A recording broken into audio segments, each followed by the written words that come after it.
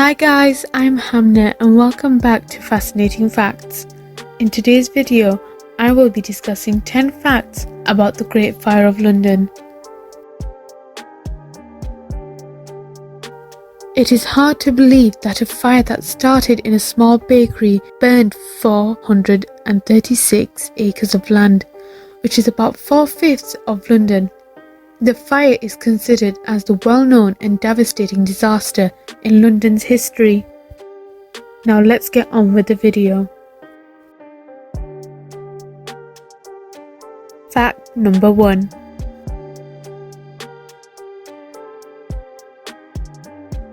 The Great Fire of London began on Sunday 2nd of September 1666. The fire lasted 4 days and burned over 13,000 homes, 87 community churches and landmarks including St. Paul's Cathedral and the Royal Exchange.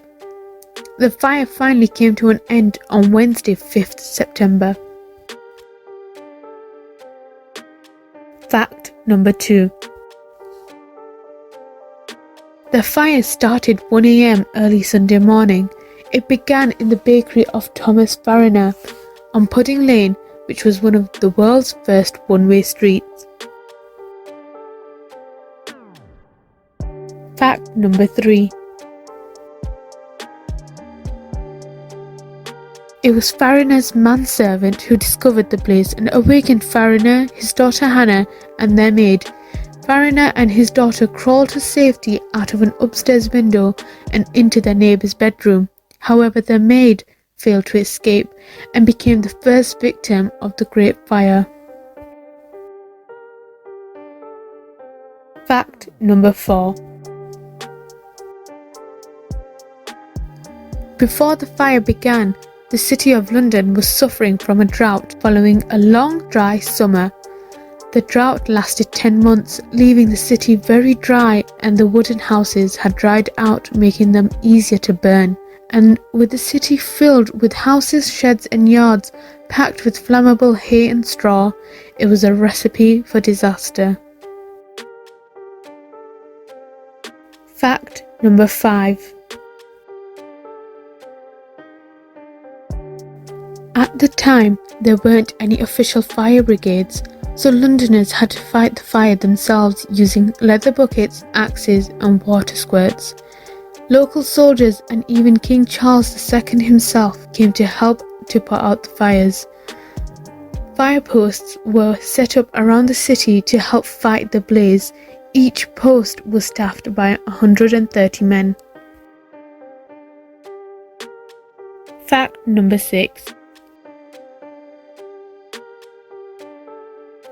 Although there were many people working very hard to stop the fire from spreading, it wasn't working, so a new plan was created to blow up the houses that came in the way of the fire using gunpowder. However, this tactic was not used until the 3rd day of the fire. Fact number 7. Half of the houses along London Bridge were destroyed in the fire. This wasn't the first time that the bridge had burnt down. There was a fire in 1933 which had already destroyed a section of London Bridge, leaving a gap in the buildings. This gap prevented the fire from moving across the River Thames, thus saving many homes and lives. Fact number 8. In 1979, archaeologists dug the remains of the burnt-out shops which used to be on Pudding Lane. They found melted pieces of pottery which showed that the temperature of the fire was as high as 1,700 degrees Celsius. Fact number 9. London had to be reconstructed. Many aspects of everyday life had changed for the Londoners. People whose homes had burned down lived in tents in the fields around London, while many of the buildings were being rebuilt. During the restoration of the city, many houses and buildings were made of bricks instead of wood and were spaced out so tragedies such as this one would not occur again. Fact number 10.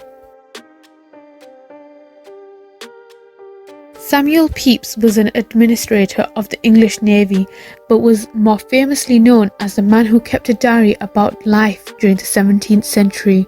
From his diary, many historians learn about war, the plague, and the return of King Charles II, but also the Great Fire of London. It was the only book that provided a first-hand account of life in the 1600s. If you would like to know more about the Great Fire of London or want to know more about Samuel Pepys' first-hand account of the tragedy, then click in the link in the description box below and read his full diary. Thank you for watching our video. I hope you learned something new. Make sure to subscribe to our channel and press the bell icon to receive notifications on more new videos like this one.